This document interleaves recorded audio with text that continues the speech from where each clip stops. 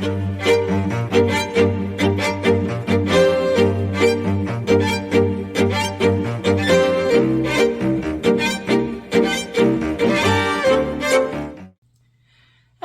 and welcome back to Aubrey Books and Coffee. Please grab your favorite beverage of choice and join me.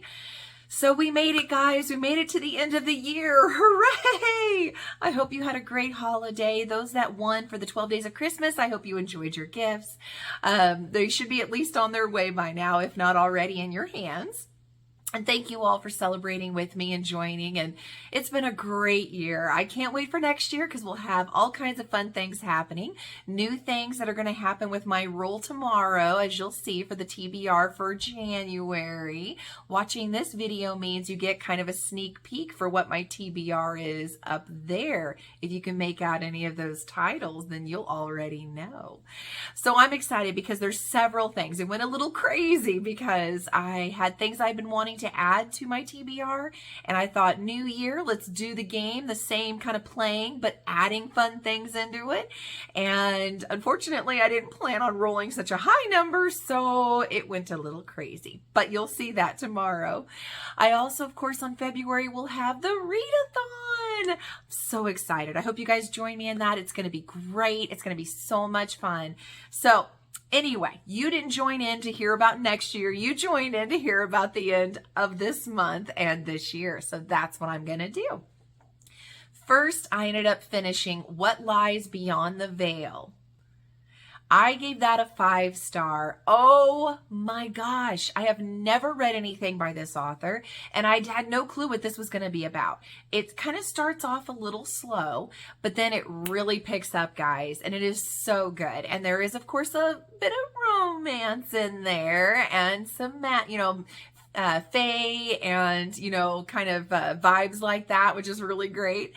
And I have to say, at the ending, the way it ended, I need number 2, like right now. Like I need to have the sequel right now. It was so good. I highly, highly recommend you guys pick this book up and read it because, oh my gosh. So then the next one that I read was Untainted. This was another 5-star read that totally surprised me and blew me away. I was impressed with Vera's history. She's very tough and she's had kind of a sad childhood and upbringing, but oh my gosh, again, the way it ended, I need book 2 like right now. So both of these I'm going to be following religiously and letting you know when the sequels come out, and you better believe I'm going to be grabbing them. The next one I finished was Belladonna. This one I also gave a 5-star. I'm sorry, I'm keeping so many pretty books. Even you know that I give away the pretty ones though if I don't like them. So, but I'm keeping them because legit, it was so good. The relationship of Signa and these other characters in the book is just so heartwarming and good.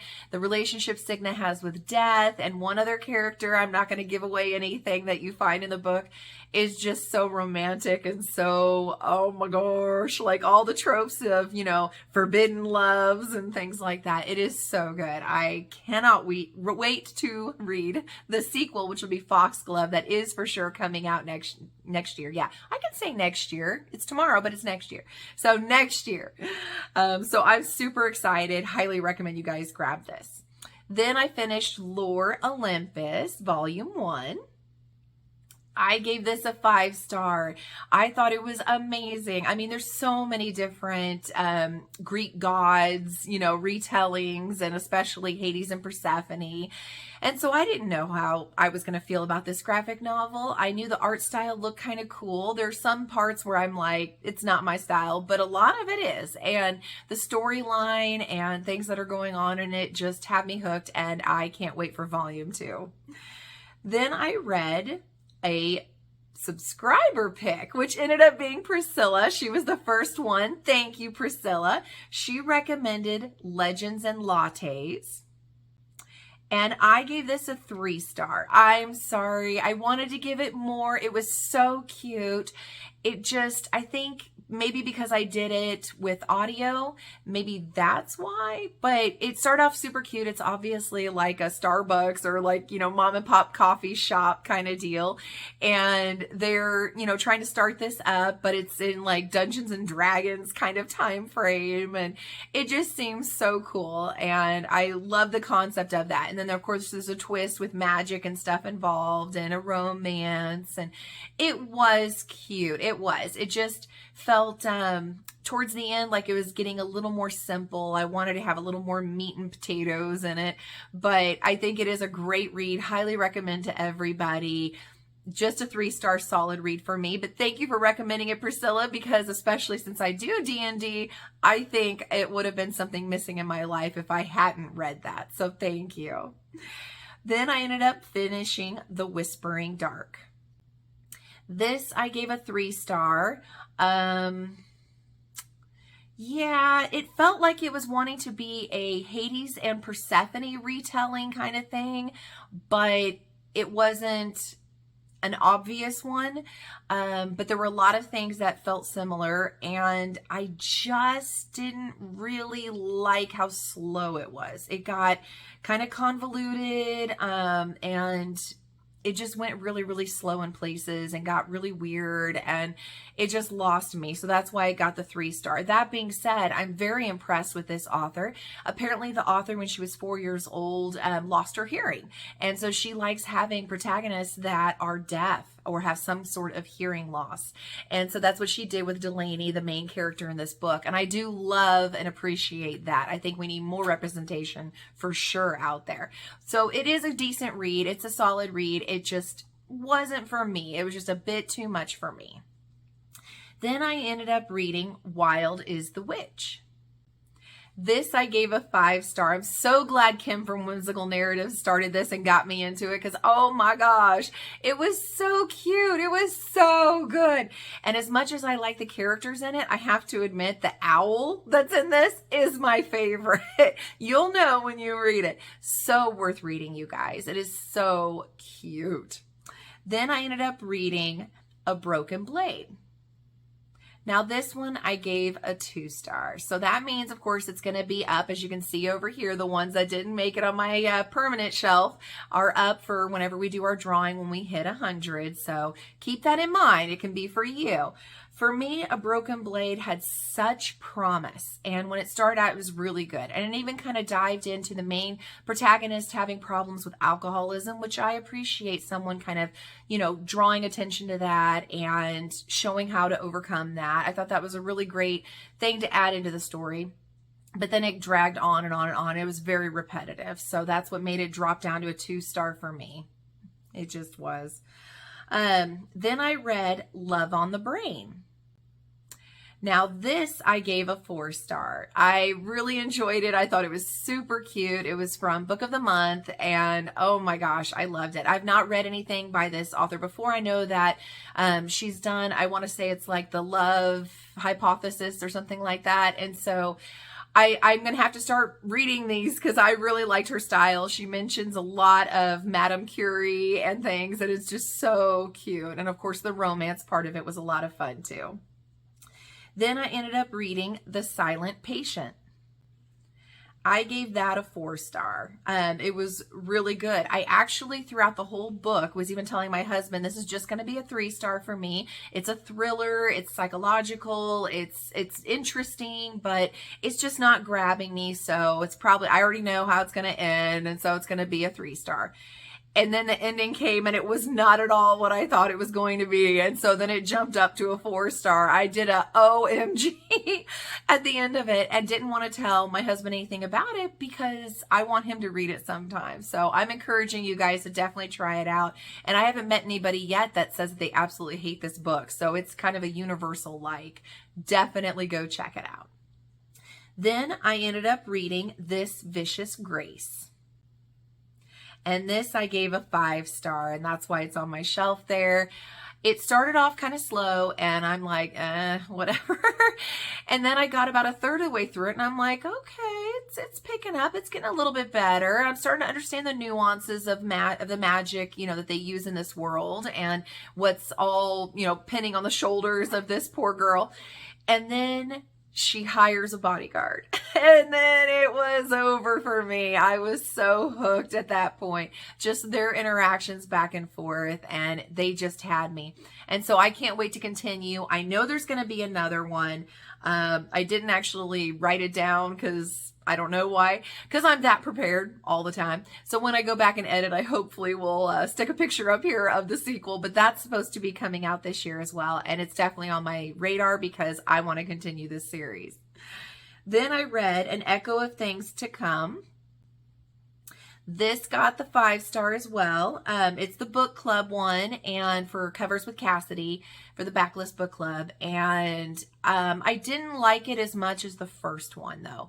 I will say it's very heavy. There were a lot of, it's a large fantasy book, so obviously there's a lot of fantasy in there and a lot of serious stuff because it's, kind of a wartime situation. But there was so much set up in this book that it felt heavy. How like you'll read a middle book in a series and they're setting everything up for the next book, which will be the, conclusion of the series. So it felt like that. It felt like they had to throw all these things in there, but it was a lot of emotional stuff. Characters dying we weren't expecting, betrayals we weren't expecting, lies that I didn't see coming. And on top of all of that, they're changing the rules on some things and how things work. And it was just heavy. But I am liking the series, and I can't wait to finish the 3rd book in this series with the book club January and February. So I'll keep you posted. Then I ended up reading The Girl Who Ruined Christmas. Now, this one was the book club pick for my book club, and I had everybody kind of decide what they wanted to, read for December. I love that it was kind of Hallmarky and had Christmassy vibes, and it says it's a tween novella, so you have to keep that in mind too. However, I think we all kind of universally agreed that it was a 2-star. It just wasn't great. There were some things that were so ridiculous and so not based in reality. Like even in a small town, which by the way reminded me of Stars Hollow from Gilmore Girls.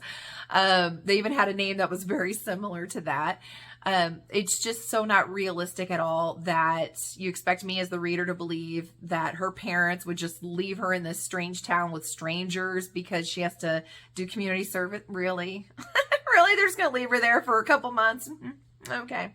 So yeah, there were things that were just very, very far-fetched, and it kind of took away from it for me. And some of the characters that we were supposed to eventually like and know that they're supporting the main character, but they're like buttholes the entire time. Just little things that just was kind of a So 2-star for me. Then I read The Stolen Kingdom. Unfortunately, I gave this a 2-star. I love Bethany Adezada's channel on YouTube. I love the, academy, the writing academy that I do that she's a part of. I think she's brilliant. I think she's amazing. I just did not like this book, but not everybody's going to like my book either. It's just, there's something for everybody, and not everything's a winner for everybody. This one was really, really dry for me. I couldn't get into it, and I was about, I'd say, halfway through, and I even debated DNFing, but I really, really wanted to finish this because I like her so much, and so I forced myself to, and it did get a little bit better towards the end, but not enough that I even wanted to continue reading anymore, just in case, because even though they're different characters that she does, I couldn't get on board with the writing style. It just wasn't for me, and so unfortunately, probably not going to give any future ones a chance. Sorry, just me. But she is a beautiful person, and you should go check her out. You may have completely different style than what I like. Then I read the Once Upon a Book Club's 12 Days of Book Clubmas. And this one I gave a 3-star. No more details than that. You'll have to go back and watch the video that came out on Christmas to see a full review and to see all the gifts on that. So now, since it's December, we're also going to do what book I loved the most each month this year. For January, it was From Blood and Ash. We know I loved that. We know I fell in love with all of the books, right? Like, oh my gosh, it was amazing. I loved it. February, it was Kingdom of Flesh and Fire. Again, loving this world that I'm jumping into with Jennifer Armentrout. For March, it was A Court of Mist and Fury. So I started the ACOTAR and was completely falling in love with everything. Then April is Denzel Washington's A Hand to Guide Me. Such heartwarming stories. I went into more detail in the review for that month. You'll have to check it out. Highly recommend. Then in May, it was A Court of Wings and Ruin. No surprise there. June was A River of Shadows. The sequel's supposed to come out next year. I'm getting that. July was A Court of Silver Flames. I hated to see it wrap up. It broke my heart. August was A War of Two Queens. Again, no surprise. Excuse me. September was Kingdom of Ash. And then October was Shadow and Bone. Again, some of these were just amazing to just be able to jump into, to finish up. Hold on, I'm gonna have to get a drink. I'm getting dry. It doesn't mean I'm talking too much, right? So, again, ugly cried with the Kingdom of Ash. And with Shadow and Bone, I hadn't read that series before. Absolutely loved it. November was Crooked Kingdom. And I love Leia Bardugo. It was so much fun getting to have the second part of that duology and read that. December was What Lies Beyond the Veil. So like I just got done telling you guys, it totally took me by surprise. I love it. I need book 2 right now. So the winner overall for the year of 2022 for me is the From Blood and Ash by Jennifer Armentrout. And I did that because it introduced me into this whole world that I had never been in before. I loved the ACOTAR series too. That was number 2 for me. I loved both worlds, but it was just something I hadn't seen coming. I hadn't read about, fantasy romance like that yet. And I don't know, just something about it made me fall in love with it. And so it just would not leave my head. Still hasn't obviously left my head.